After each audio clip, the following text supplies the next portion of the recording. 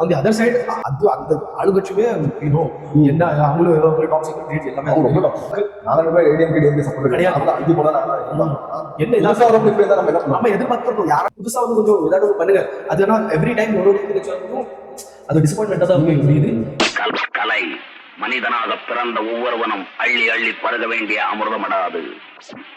So நம்ம அந்த ஆளுங்கட்சி பத்தி பேசுறதுனால நம்ம எந்த ஒரு பாயிண்ட்டுக்கு போறோம். ரீசெண்டா நடந்த ஒரு இன்டர்வியூ விஜயோட அசிஸ்டண்டா செல்வம்ங்கிற ஒரு இன்டர்வியூ கொடுத்துருக்காரு. ஐ டோன்ட் நோ வை இப்படி ஒரு டைம்ல வந்து இந்த இன்டர்வியூ இத்தனை மாசமோ இதுக்கு முன்னாடி கூட கொடுத்துருக்காங்க.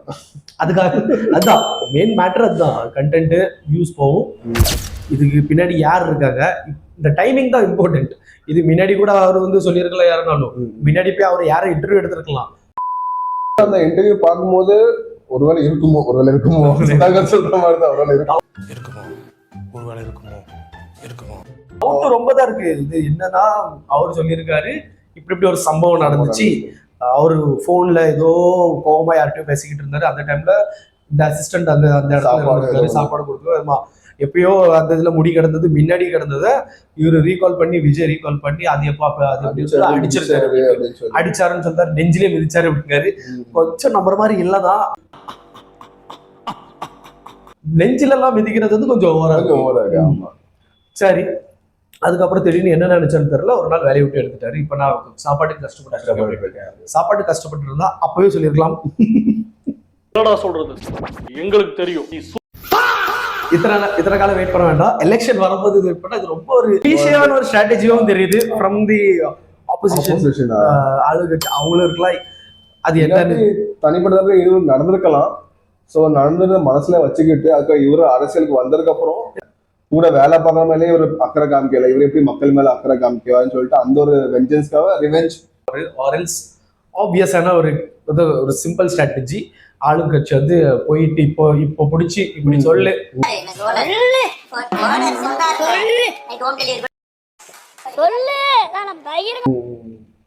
ஒரு பேமெண்ட்டை போட்டு அது பண்ணிருக்கலாம். ஏன் உனக்கு இந்த வேலை ஒரு விளம்பரம்? இந்த வீடியோ வெளியிட்ட பிறகு அதுக்கப்புறம் ட்விட்டர்ல நிறைய பேர் கமெண்ட்ஸ் பண்ணியிருந்தாங்க மக்கள்லாம். அது கொஞ்சம் கமெண்ட்ஸ் நான் பார்த்தேன், அதை நம்ம ரீட் பண்ணோம். நன்றி கெட்ட மனிதன் அவன் சரக்கு கை அப்படின்னு திருட்டு திமுக எங்க உங்ககிட்ட சொன்னாங்களாடா. அதுக்கப்புறம் இது வேண்டாம், இது கொஞ்சம் ஆமா 18+ போர்க்கி பேடா போர்க்கிடா நீ. அது எப்படி போஸ் எலெக்ஷன் டைம் தான் சொல்லுவாங்களா, நாங்களா கேனல் எழுதிருக்காடா. தேவையாப்ப என்ன பழக்கான அது என்ன பழ இனிமே இப்படித்தான் பண்ணுவாங்க அப்படின்ட்டு அடிக்கடி வருவேன். அதுக்கப்புறம் எனக்கும் விஜயின் அரசியல் மீது நிறைய விமர்சனங்கள் உண்டு, ஆனால் அவரோட தனிப்பட்ட மற்றும் குடும்ப விஷயங்களில் குறை சொல்ல உரிமை இல்லை. இது சென்சிபிளான ஒரு கமெண்ட். தாய் தந்தை மனைவி குழந்தைகள் கூட விலகி இருப்பதை வைத்து பார்த்தால் இவர் யாருக்கும் உதவாத சைக்கோவாக தான் இருப்பார். எங்க கொண்டு வந்து நிறுத்திக்கிற பாத்தியா? கடைசியில் சைக்கோ வரைக்கும் போய் நிப்பாட்டிட்டாங்க. இப்படிதான் இதுதான் ஒரு மோட்டோவே. எத்தனை டிஃப்ரெண்ட் டைப்ஸ் ஆஃப் இது வருது காமெண்ட்ஸ். எப்படியெல்லாம் யோசிக்காங்க மக்களுக்கோ கிளியரா தெரியுது மோட்டோ ஒர்க் ஆகுது அப்படின்ட்டு. 10 வருஷமா கோமால இருந்தியா? இதுதான் என்னோட கேள்வியுமே. ஆமா, இத்தனை வருஷம் எங்கடா போன? இத்தனை வருஷமாவும் எப்ப இருக்கு நம்மளுக்கு கரெக்டான டைம்லைன் தெரியல. ஆனா இத்தனை வருஷமா அதை பத்தி ஏன் பேசல? இதுதான் கிடைச்சா, இந்த எலெக்ஷன் டைம் தான் கிடைச்சா. இது ஒண்ணு கொஞ்சம் ரொம்பவே. ஆமா, இது வந்து டிஎம்கே பண்றதுதான், ஒருத்தரா வச்சு அசிங்கம் பண்றது. இன்னொன்னு இது நமக்கு தெரியாது. பயப்பரியா குமார், கருணாநிதி தனத்துல இதுவும் சேரும். இது டாமே எடுத்துட்டாங்க, கருணாநிதி தனம்.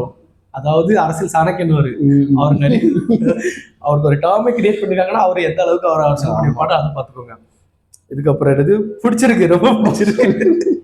இது ஆதி படம் தானே? ஆமா. விஜய் கர்வம் பிடித்தவன், சங்கவி போன்ற நடிகைகளை சீரழித்தவன், மிரட்டியவன். இது தேவையில்லாத. இது எங்கேயோ முடிச்சு போடுற மாதிரி இருக்கு. சங்கவியெல்லாம் எது கொண்டது வைக்கன்னு தெரியல. இன்னொரு 90s போயிட்டாங்க. ஆமா, விஜய் ஒரு சைக்கோ நோயாளி. இதெல்லாம் ரொம்ப தற்கொலைத்தனமா இருக்கு. கன்னத்தில் அரைந்தார்னு சொன்னா கூட 100க்கு 10 பேரு நம்பியிருப்பாங்க. அது நேத்து விஜய் ஓல்டு மேனேஜர், இன்னைக்கு ஹெல்ப்பராடா. எங்கடா இந்த ஸ்கிரிப்ட ஒழுங்கா எழுத மாட்டீங்களாடா? ஓகே டிஎம்கே கொத்தடிமை ஓகே, உடன்பிறப்பு தான் அந்த ஷார்ட். ஓகே 200 ரூபீஸா? ஏன்டா பரதேசிகளா, இதெல்லாம் பழைய அரசியல்டா, திமுக கிட்ட இருந்து வாங்கி அப்படின்ட்டு நம்ம கமெண்ட் பண்ணியிருக்காரு. சரி, இதை ஏன் இவ்வளவு நாளா சொல்லல, இப்பதான் ஞாபகம் வந்ததா, இல்ல இப்பதான் ஸ்கிரிப்ட் ரெடி ஆனதா? இதுதான் நிறைய பேர் கமெண்ட் பண்ணியிருக்காங்க.